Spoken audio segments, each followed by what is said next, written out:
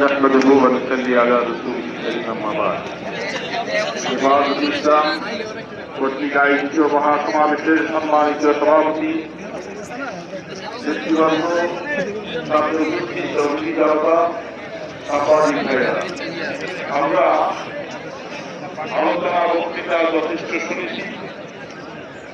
আমরা দাবি করতে চাই নারী সংস্কার নামে যে প্রতিবেদন তারা তৈরি করছে, এই নারীদেরকে এবং তাদের সমুচিত জবাব সমুচিত শাস্তি তাদের জন্য বাধ্যতামূলক করা হোক।